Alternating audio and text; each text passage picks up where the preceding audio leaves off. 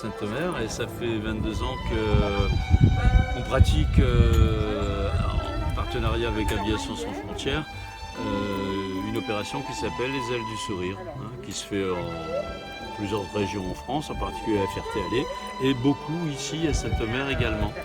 Voilà, donc 22 ans, on est arrivé à une moyenne, statistiquement chaque année c'est à peu près 10-11 journées, et dans chaque journée on accueille 2 structures.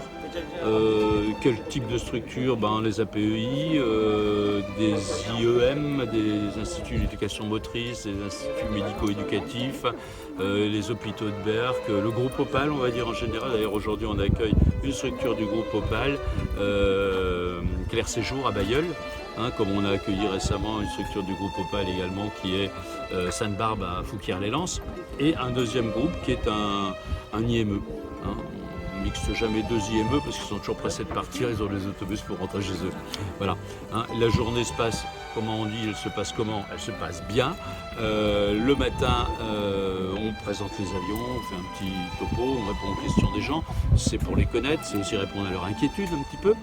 Et puis ensuite, avec nos amis du club de modélisme de Saint-Omer, ils vont sur la zone de modélisme, ils voient ce que nous on ne fait pas, c'est-à-dire de la voltige en modèle réduit, ils font de l'essai en double commande, ils reviennent manger, parce que c'est toujours un moment important, ça l'est pour nous, mais ça l'est pour toute personne en handicap aussi. Et après, vers 13h, 13h15, 13h30 au dernier carat, on commence à faire des vols. Alors, une rotation, c'est peut-être un quart d'heure, 20 minutes en l'air, mais ça demande au moins une demi-heure. On peut monter des valides, toujours un peu handicapés, souvent par un escalier, ou alors ils sont avec un lève-malade, donc harnais, on les téléporte, on les translate le long de l'aile, on les descend en place avant de notre avion, ce qui fait qu'il y a des gens qui ne pensaient jamais pouvoir bénéficier de ce genre de plaisir, parce qu'ensuite ils sont comme nous, sont en dehors de leur fauteuil, aussi libres que nous dans les airs, et ils passent une journée super. C'est ce qu'ils nous disent en tout cas. Et tes plans de vol, c'est de combien de kilomètres à peu près? De toute façon, si on est 20 minutes en l'air, ça fait le tiers d'une heure, et que l'avion vole à 200 ça va pas aller, on va dire 210 ça fera mieux, 210 divisé par 3, 7 fois 3, 21. Donc si on vole 20 minutes, on fait au moins 70 km dans le dos marois.